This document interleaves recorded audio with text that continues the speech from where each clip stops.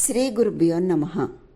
శ్రీ విష్ణు సహస్రనామ స్తోత్రం 48వ శ్లోకం. యజ్ఞయుజ్యో మహేజ్యశ్చ క్రతుః సత్రం శతాంగతిః సర్వదర్శి విముక్తాత్మా సర్వజ్ఞో జ్ఞానముత్తమం.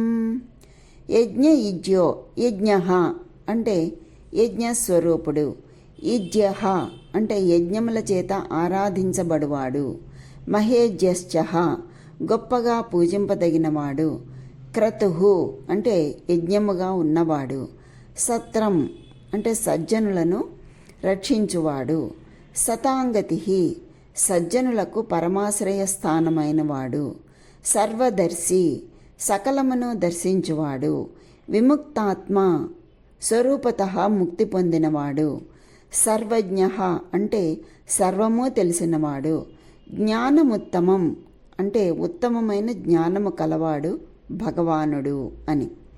ఈ శ్లోకంలో మనకి 445వ నామం నుంచి 454వ నామం వరకు తెలియచేసి ఉన్నారు.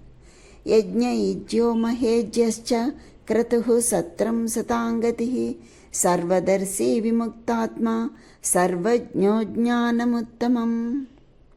అంటే సమస్త యజ్ఞస్వరూపుడు, దేవతలను సంతోషపెట్టువాడు, యజ్ఞస్వరూపుడు, కామ్య ఫలములను కోరువారులకు ఇంద్రాదుల ద్వారా ఆరాధించబడువాడు, యజ్ఞముల చేత ఆరాధించబడువాడు అని. మోక్షమనే మహాఫలము ఇచ్చువాడగుట చేత దేవతలందరిలోనూ లెస్సగా పూజింపదగి ఉన్నవాడు, అంటే గొప్పగా పూజింపదగినవాడు అని. ఇంకా యూపస్తంభముతో కూడిన యజ్ఞముగా ఉన్నవాడు, బహుకాలము చేయవలసిన సత్ర యాగాదులచే ఎల్లప్పుడూ ఆరాధింపబడివాడు, సజ్జనులను రక్షించువాడు అని.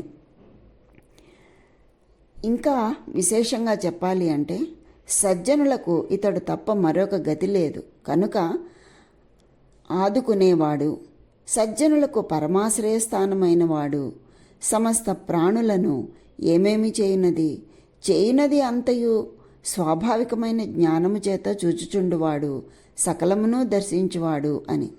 అంతేకాకుండా స్వాభావికముగానే ముక్తి నొంది ఉన్న స్వరూపము కలవాడు, స్వరూపతః ముక్తి పొందినవాడు అని.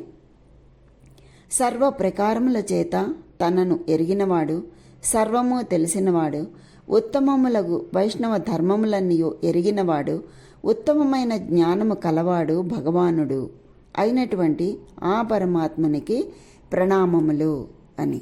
స్వస్తి.